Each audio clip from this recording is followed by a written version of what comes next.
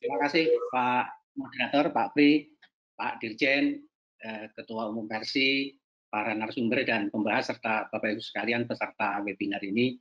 Saya kebagian juga membahas sebetulnya topiknya adalah masalah dan solusi, tapi karena Menkesnya baru terbitnya 6 April, tampaknya belum terlaksana, jadi saya sedikit kasih judulnya menjadi potensi masalah dan saran solusi.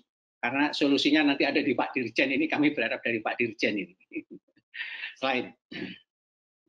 Saya sebagai pengantar aja, slide berikutnya. Sebagai pengantar bahwa rumah sakit dari waktu ke waktu itu ternyata saya membagi jadi 4 era gitu ya. Era pertama rumah sakit itu tempat berjuang dan mengabdi. Itu sebelum era proklamasi. Kita kenal Dr. Cipto, Dr. Sutomo, Dr. Wahidin, Dr. Badar Johan, Dr. Sitanala, dan lain-lain. Perawat juga begitu, ada Ali Anyang dari Kalbar, ada Mbah Patmo dari Bandung, ada 12 relawan PMI di Peniwen, Malang, yang diantara juga ada perawat. Slide berikutnya.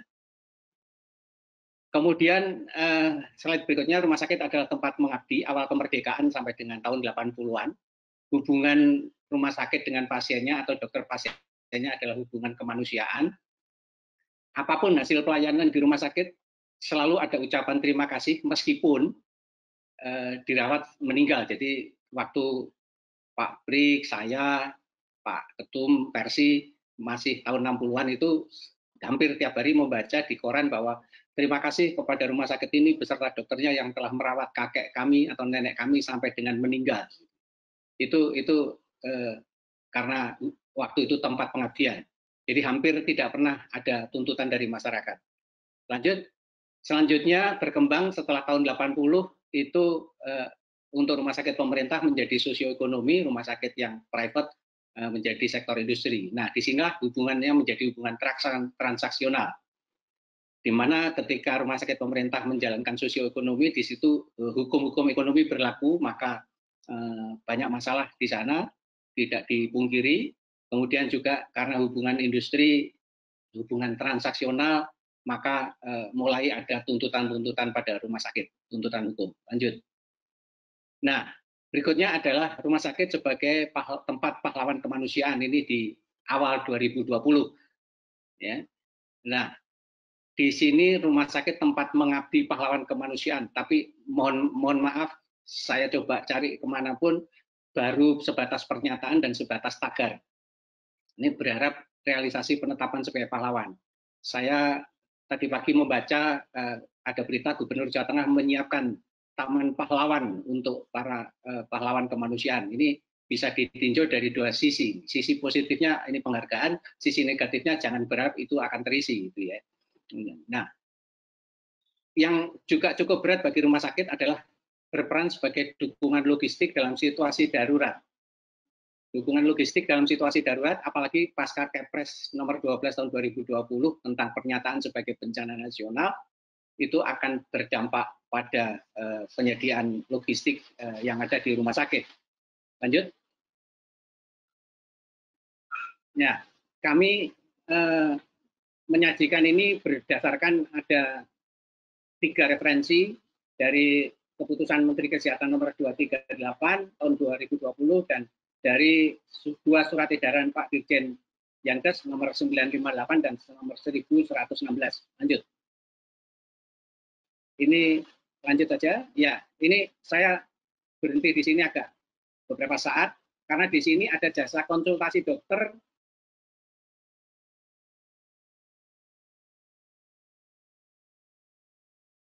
tapi tidak ada komponen jasa konsul rumah sakit.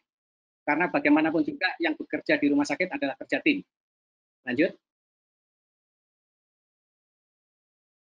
Selanjutnya saya mengcopy dari paparannya Pak Dirjen, yang saya beri lingkaran merah ini yang perlu lebih dipertegas lagi. Bagaimana kalau misalnya verifikasinya lebih dari 7 hari? Bagaimana kalau kasus dispute itu tidak dilakukan batas kapan harus selesai? Ini akan terkatung-katung. Ini mohon maaf kami dihantui, teman-teman dihantui pengalaman masa lalu ketika dispute claim tidak akan pernah selesai, maka tidak akan pernah terbayar. Kemudian verifikasi yang molor juga tidak pernah ada langkah tindak lanjutnya. Slide. Nah, ini juga yang saya tulis merah, di mana APD dan obat-obatan dari bantuan sebagai pengurang. Nanti tentu kami akan sampaikan kira-kira masalahnya apa di lapangan. Lanjut. Nah, sekarang potensi masalah, tadi sudah saya sebut, salah satunya ada komponen jasa dokter, tidak ada komponen jasa tenaga kesehatan lainnya. Maka saran solusinya adalah tentu kalau ada jasa dokter, juga ada jasa perawat, ada jasa nakes lainnya. Ini supaya rumah sakit tidak jadi masalah. Karena secara statement tertulis di dalam peraturannya adalah jasa dokter, tapi bukan jasa pelayanan. Sehingga ini yang tentu akan membuat dilema bagi rumah sakit daerah. Kemudian rumus, ini indah sekali rumusnya, tentu teman-teman yang suka matematik pasti senang dengan rumus ini, tetapi kita dihadapkan pada institusi tempat kemanusiaan mengabdi, dan ada rumus ini, lalu ada yang tanya, ini rumus ini dari mana ini asalnya? Gitu. Nah, waduh, ya nanti coba pada saat kesempatan kami akan mohon Pak Dirjen bisa menjelaskan ini, gitu ya. Itu jadi agar teman-teman bisa paham mengapa muncul rumus ini. Gitu. Selanjutnya, slide.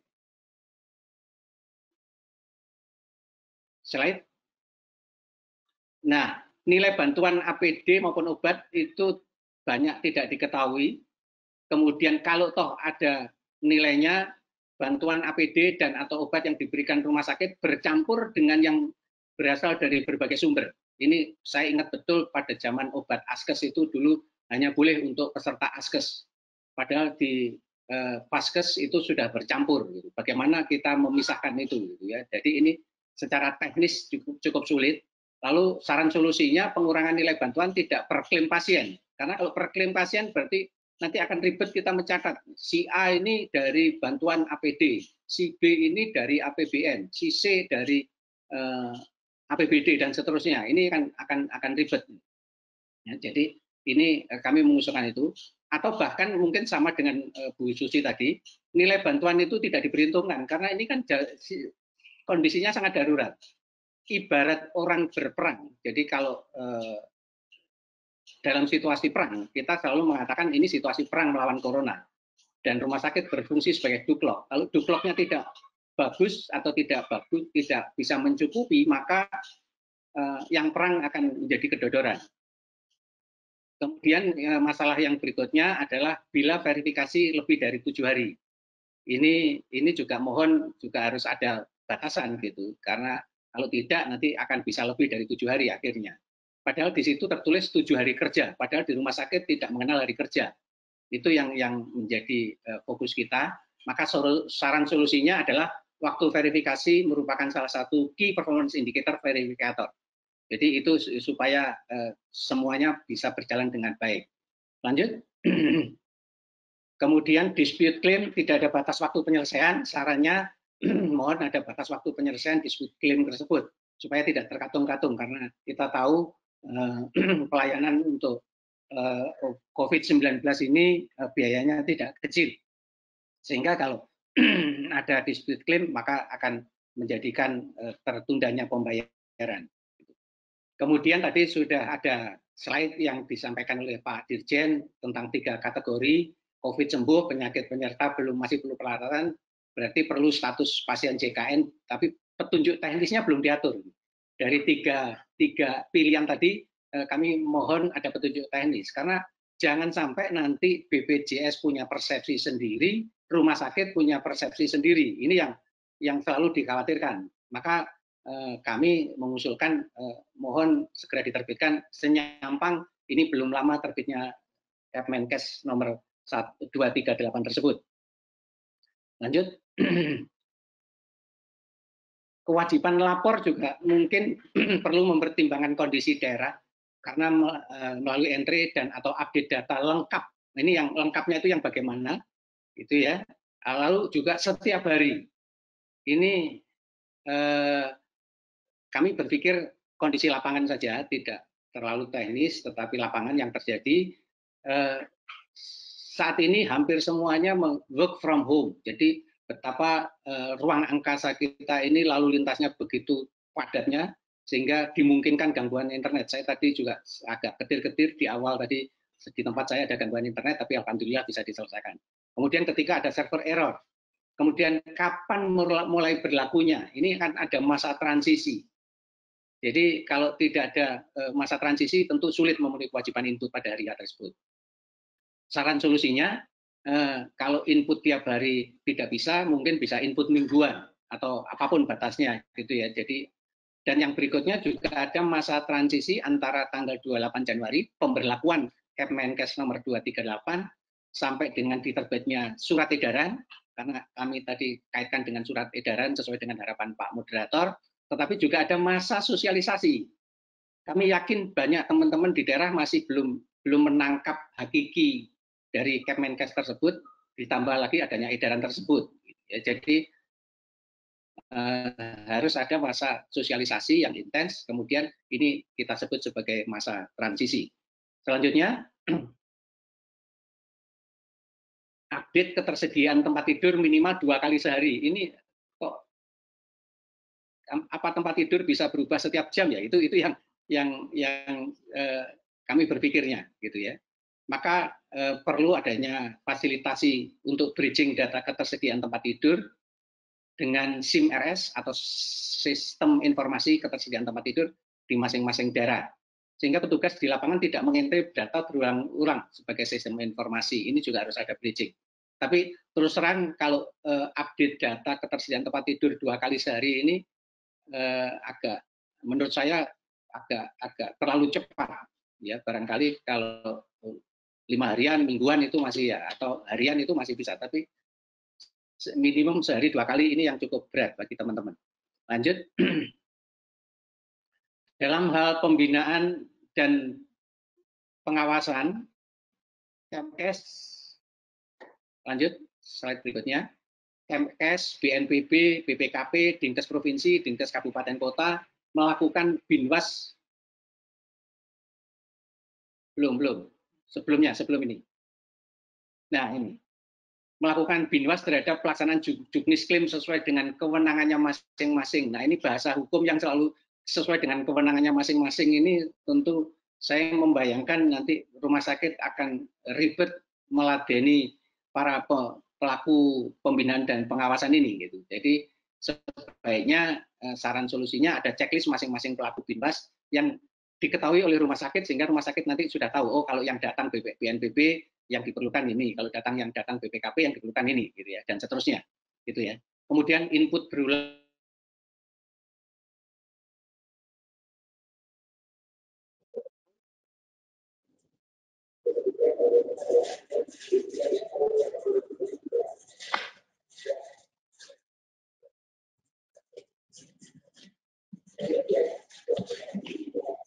Hilang Pak Heru.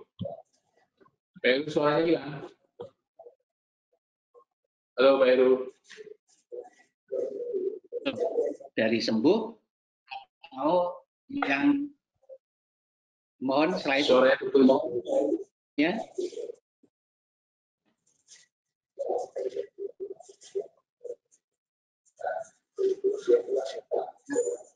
Oh, yang berita baru ditemukan pertama kali di Raja. Ya. Nah, saran solusinya adalah bagaimana tarif itu berlaku baik untuk kontrol maupun yang tempat jalan. Dengan pasti yang kita di match buat pusing ke sana kemari tidak ada, sehingga harus ada khusus juknis rujukan COVID-19 ini. Itu yang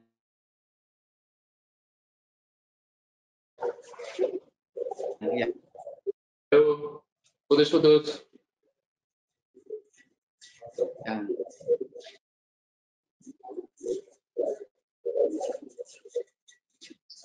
Nggak ada suaranya Pak Heru.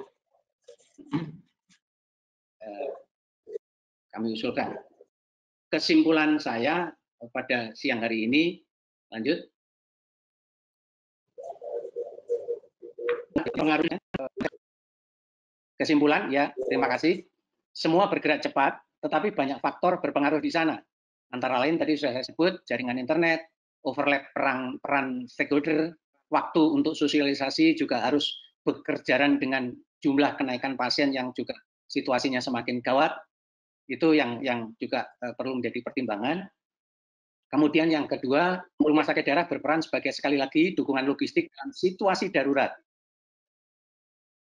Itu berarti rumah sakit daerah yang sebagai dukungan logistik dihadapkan pada kondisi biaya real yang dikeluarkan oleh rumah sakit daerah dengan rumus yang sangat indah tadi, di mana C adalah pengurang bantuan-bantuan itu.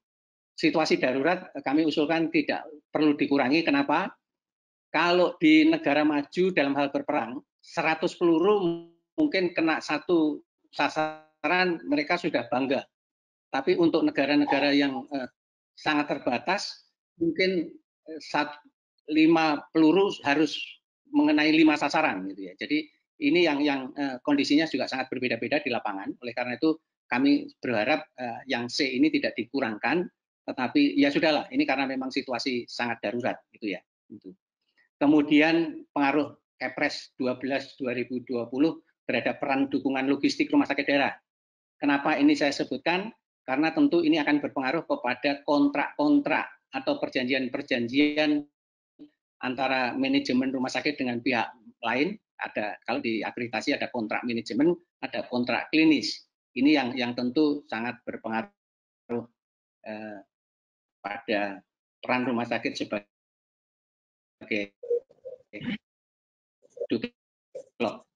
saya kira demikian Pak Pri, terima kasih.